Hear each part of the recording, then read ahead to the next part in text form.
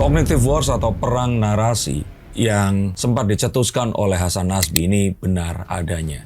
Hasan Nasbi sebagai PCO yang memiliki sebuah wewenang untuk memberikan jawaban atas pertanyaan tentang program-program yang diunggulkan oleh pemerintahan Jokowi Gibran, ini mengatakan bahwa saat ini pemerintah sedang menghadapi peperangan yang tidak seimbang, di mana pemerintah ini seperti samsak, tidak bisa membalas saat adanya serangan DFK terhadap program pemerintah atau narasi yang belum lengkap yang harusnya diberikan oleh pemerintah. Maka saat pemerintah melakukan sebuah counter atau penjelasan, ini dianggap menjadi sebuah keotoriteran dan sebuah penekanan terhadap kebebasan menyampaikan pendapat dan demokrasi. Hingga akhirnya berita yang mengandung DFK ini tersebar luas, menimbulkan kekacauan, kekisruhan, bahkan saya kira akhirnya berhasil menghasut para purnawirawan TNI yang tergabung dalam paguyuban atau forum yang akhirnya salah satu dalam permintaannya meminta untuk mengganti Gibran Rakabuming Raka. Maka saya bilang mereka ini terhasut. Mereka tidak tahu, tapi mereka akhirnya terhasut dengan berita yang ada. Mari kita coba akan lihat.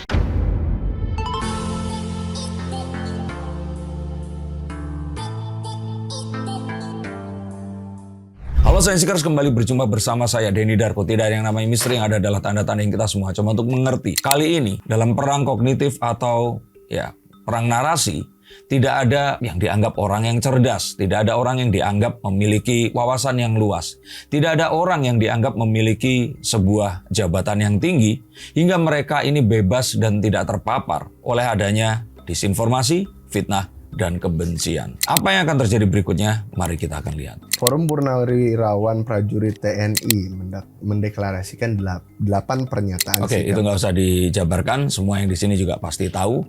Apa yang saya lihat di sini adalah ini yang dengan segala hormat, mereka memang orang yang ahli di bidangnya dan saat mereka menjabat, mereka adalah orang-orang yang sangat luar biasa. Tapi seperti saya katakan, bahkan seorang profesor, dokter sekalipun, ini masih rawan terpapar oleh DFK. Saya tetap mengira bahwa mereka ini seperti kakek-kakek kita semua yang kehidupannya mungkin melihat WhatsApp dan setiap pagi dikirimkan meme atau video-video tentang alhamdulillah kita masih hidup hari ini dan sebagainya yang juga diantara berita-berita itu tadi banyak berita-berita DFK yang berseliweran. Saya sempat ketemu ayah saya dan di WhatsApp alumni sekolahnya dan sebagainya, berita-berita tentang kebencian terhadap pemerintah itu bergulir di mana-mana. Dan itu kita bilang misalkan kalau itu bisa kita kesampingkan, belum juga adanya bisa saja dugaan orang-orang yang mencoba untuk menghasut mereka dari sisi yang mereka tidak ketahui. Bahkan saya sempat berpikir bahwa Pak Tri Sutrisno yang mantan wakil presiden, seorang wakil presiden mungkin saja dia ini menandatangani hanya karena nggak enak atau harus solidar dengan teman-teman yang dianggap sahabat seperjuangan hidup dan mati saat mereka sedang di TNI. Saya menduga hal seperti itu ada. Jadi kita nggak bisa melepaskan bahwa DFK ini bisa memapari semua orang. Itu jawabannya. Yang sebelum tanya udah saya jawab. Oke, tapi selain Pak Tri Sutrisno, menariknya pernyataan sikap ini ditandatangani 103 purnawirawan jenderal, 73 laksamana, 65 marsekal, dan 91 kolonel. Salah satunya juga ada mantan Menteri Agama Menak periode 2019-2020 dan Wakil Panglima TNI periode 199 hingga tahun 2000 gitu.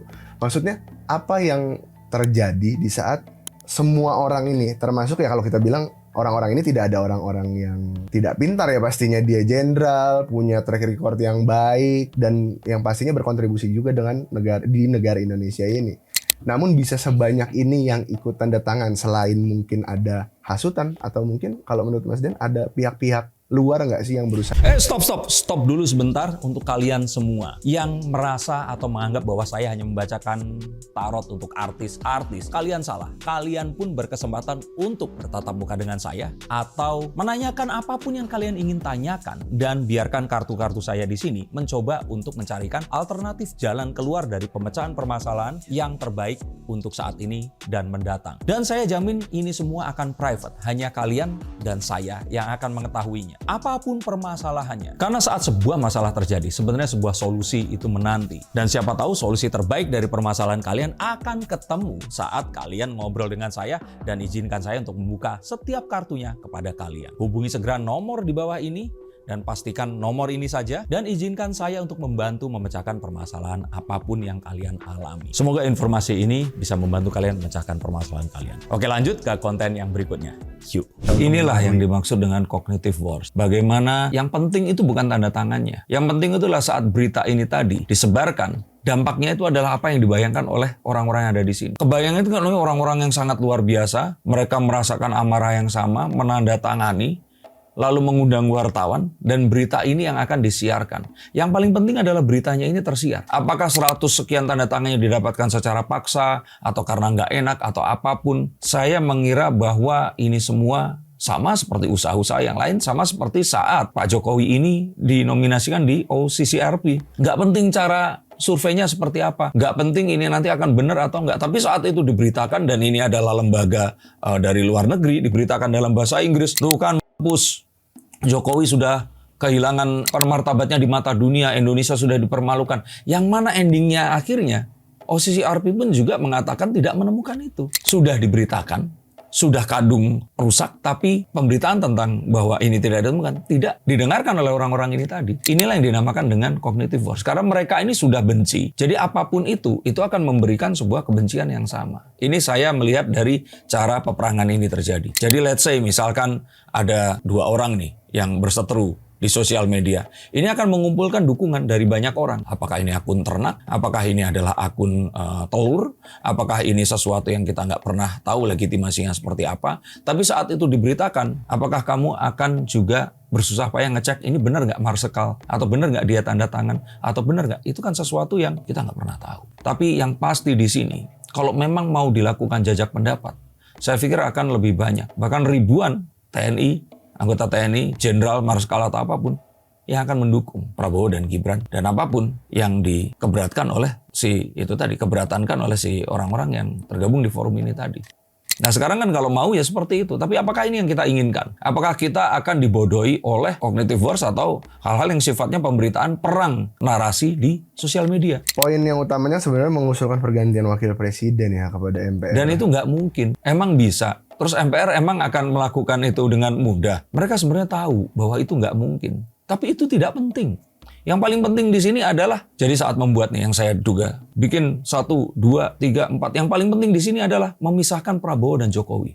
Itu. Tapi ini nanti nggak akan didengarkan. Gimana kalau, wah yang paling akhir nih kita bilang Gibran harus diganti. Dengan seperti ini Pak Jokowi akan giving attention. Seluruh dunia pasti akan juga mendukung ini orang-orang yang nggak suka ini tadi. PDIP juga pasti akan mendukung di sini. Nah, udah terus dengan cara entah saya nggak tahu bagaimana, Pak Tri yang ya mohon maaf sudah sangat sepuh di sini, mungkin akhirnya taken itu tanpa mungkin ya beliau akan memikirkan sesuatu sama seperti saat beliau dulu masih muda. Kalau saya boleh memberikan pendapat saya di dunia demokrasi tentu saja ya seperti itu. Oke, tapi apakah menurut Mas Denny Darko ini masih ada runtutannya juga termasuk pada saat kemarin isu ijazah palsu, dugaan ijazah palsu Jokowi? Ada. Ini semua hanyalah upaya untuk memisahkan Pak Prabowo dan Pak Jokowi, itu saja. Jadi yang ada di benak mereka ini masih sama seperti dulu. Dunia ini dikira masih baik-baik saja. Mereka selalu mengira bahwa setelah pergantian pemimpin akan ada pergantian juga bisnis. Nah kebayang nggak? Kalau misalkan kroni yang sebelumnya, rezim yang sebelumnya, ini nggak memberikan keuntungan kepada seseorang, saat terjadi pergantian, kita akan berharap rezim berikutnya ini kita punya kesempatan untuk bisa masuk. Tapi ternyata rezim berikutnya, ini merupakan perpanjangan dari rezim yang sebelumnya. Yang artinya 10 tahun ke depan, bisnis kita akan kering. Saya nggak bilang tentang purnawirawannya, tapi orang-orang yang nggak suka ini, orang-orang yang selama ini ingin memisahkan Prabowo dan Jokowi, sangat mungkin memiliki kepentingan itu tadi. Oke. Cuman selain di sisi itu ya kalau kita bilang selain ingin memisahkan antara Prabowo dan Jokowi, kalau tujuan akhirnya pada akhirnya kalau misalkan memang terpisah, apa yang diharapkan oleh orang-orang ini sebenarnya Mas Den? Tadi itu, adanya kesempatan untuk bisa masuk mendapatkan proyek atau apapun dari, jelas dong, terutama ya PDIP selain dengan kemarahan mereka kalau Gibran dan Jokowi ini hilang, pos-pos menteri ini otomatis kan akan kosong dan itu akan bisa diisi. Dan kesempatan ini tentu saja diharapkan oleh orang-orang yang nggak kebagian kartu dalam kocokan yang sebelumnya.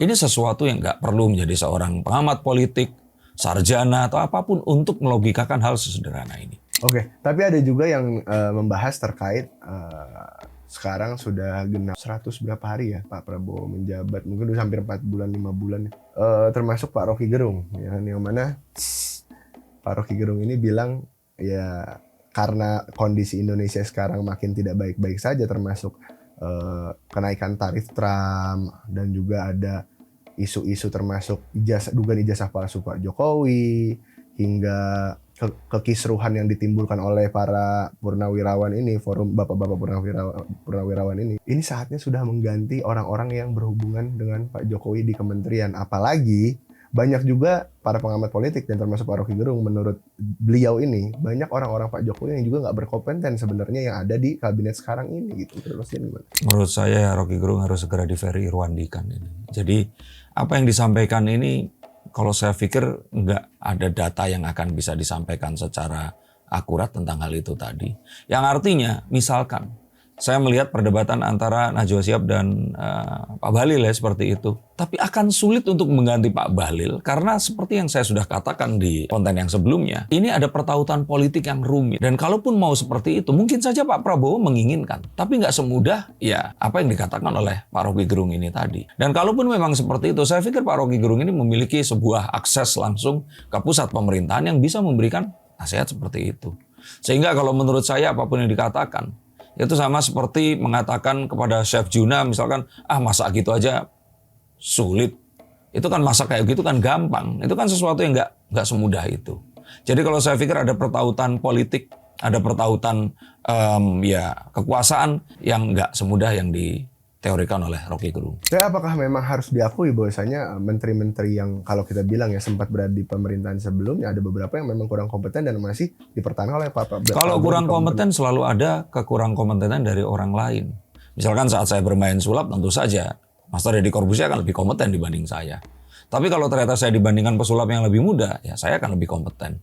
Nah tapi sekarang kan apa yang dimaksud di sini? Apakah sang menteri ini tadi sudah membuat keblunderan atau permasalahan? Dan apakah penggantinya ini memang akan bisa menggantikan dan memberikan sebuah layanan yang akan lebih baik daripada pendahulunya? Ini kan satu hal yang nggak gampang, segampang ya cangkemnya Rocky Gerung itu tadi gitu loh. Nah, ada lagi kalau berita tentang pemerintahan ya, mungkin yang masih santer adalah dugaan ijazah palsu Pak Jokowi dan juga Gibran minta diturunkan oleh Forum Purnawirawan. Cuma sebelumnya ini juga sempat ramai bahwasanya Pak Prabowo ini dinilai ya masyarakat Twitter pastinya yang mulai menyerang Pak Prabowo kembali karena sudah sempat untuk bernegosiasi dengan pihak Donald Trump terkait kenaikan dagang, kenaikan harga dagang impor ekspor. Namun ternyata pas kembali ke Indonesia ya tidak ada poin-poin yang jelas yang didapatkan. Intinya di sini adalah pemerintah harus segera menciptakan task force atau pasukan khusus untuk memberikan informasi dan meredam informasi yang tidak benar. Apapun yang menjadi layanan dalam bentuk apapun itu namanya ada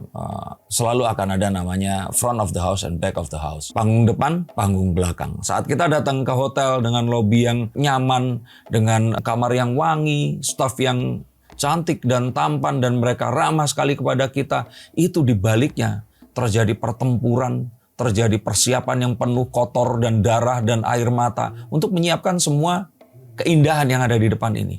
Nah saat ini panggung depan dan belakang itu kolaps jadi satu karena adanya kecepatan teknologi yang kita miliki. Bahkan adanya kepentingan orang luar negeri yang berusaha untuk membocorkan sebuah proses sebelum ini mencapai final. Ini yang terjadi. Dan generasi muda, Gen Y muda dan juga Gen Z tua ini, itu adalah yang saya katakan mereka lagi lucu-lucunya. Semua dikomentarin. Semua diberikan meme, semua dipermasalahkan. Dan mudah sekali bagi mereka untuk meng-cancel. Maka harapannya di sini adalah kalau ternyata memang proses ini masih belum selesai, mari kita berikan waktu. Kalau kalian yang protes dengan pemerintah Indonesia yang kissing ass dan sebagainya, lalu kalian maunya apa?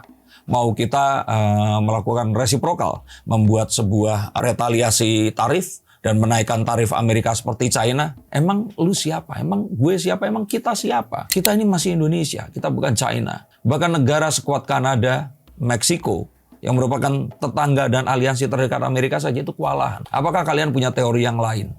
Maka saya pikir mereka ini orang-orang yang komentar ini tadi hanyalah anak-anak muda yang mudah sekali terprovokasi oleh berita yang buruk dan nggak memberikan waktu yang baik, dan mereka lupa kalau dunia sedang nggak baik-baik saja. Oke, cuman di satu sisi tentang terkait perang dagang ya, China ini juga sudah memberikan ultimatumnya terkait negara-negara yang mungkin nantinya akan melakukan kesepakatan, atau mungkin telah bertemu Amerika, kesepakatan seperti apa, dan akhirnya ya mencapai kata sepakat. Ya menurut China mereka tidak akan membiarkan lah, masih bahasanya. Nah berarti Indonesia ini antara Amerika Serikat dan China, maksudnya terjebak di antara perang dagang ini. Menurut Mas Den, bisa nggak sih Indonesia tetap bertahan mungkin di kepemimpinan Pak Prabowo di saat perang dagang ini? Ya entah gimana mendesak Indonesia berarti posisinya. Saya selalu mengingat apa yang dikatakan oleh Lawrence Koch, Perdana Menteri Singapura, yang mengatakan harus berpihak kepada siapa, Amerika atau China. Menurut saya kita harus berpihak kepada kepentingan bangsa Indonesia. Yang mana untuk hal-hal yang sifatnya itu ya nggak berkaitan dengan produk yang akan bisa dijual di Amerika, kita akan tetap melakukan hubungan baik dengan China. Tapi untuk produk-produk yang memang Amerika itu ya nggak bisa membuat atau mereka membutuhkan, terutama yang berkaitan dengan produk pertambangan atau apapun itu, kita akan tetap ya mengupayakan agar ini bisa dipasarkan lebih luas di Amerika. Yang pasti kita menghindari konflik karena Indonesia memang tidak memiliki kapasitas untuk berkonflik dengan negara sebesar negara Amerika atau China. Dan ini yang harus dilakukan, dan itu yang harus kalian pahami. Nggak terus setiap prosesnya ini dikomentari. Sama seperti saat seseorang mau memasak sup, mereka ngomentarin cara motong tomatnya. Mereka mengomentari cara mengiris ayamnya. Mereka mengomentari cara merebus kaldunya. Saya kira paling penting di sini, kalau kita nggak bisa meminta para anak-anak muda ini untuk sabar, maka satu-satunya adalah menciptakan task force itu tadi, yang bertujuan untuk membungkam, betul sekali, membungkam orang-orang yang menyebarkan berita yang ya DFK tadi, yang mencoba menggiring opini menuju ke keburukan dan memungkinkan memecah belah atau mengadu domba dan menimbulkan anarki. Oke, pertanyaan terakhir, apakah kan posisi Indonesia kembali lagi tadi ya antara China dan juga Amerika, yang mana kalau kita sepakat dengan Amerika, China pun udah ultimatum. Cuman di sisi lain, pemerintah di Indonesia sedang diciptakan sebuah citra buruk, ataupun memang ya seperti yang tadi, mungkin banyaknya disinformasi, fitnah, dan kebencian. Ada nggak hubungannya menurut Mas Dede Darko antara perang dagang yang sedang terjadi dan juga dengan banyaknya isu-isu tentang pemerintahan kita yang Indonesia gelap lah dan bobrok dan lain-lain lah? Itu tidak berkaitan secara langsung dan memiliki sebuah kausal atau sebab akibat. Tetapi hal-hal yang buruk ini tadi digunakan oleh anak-anak muda yang nggak puas dengan negaranya untuk membuat kekisruan ini semakin merajalela. Dan ini sangat disayangkan karena tadi itu. Ini bukan karena pemimpinnya. Ini karena Indonesia memang sedang tidak baik-baik saja dan memerlukan uluran bantuan tangan kalian semua untuk membuatnya menjadi kembali baik. Saya kira ini merupakan kebijaksanaan semua pihak, tapi pemerintah harus turun tangan, harus segera menertibkan, dan ini tidak bisa nanti. Terima kasih, sampai jumpa dan salam.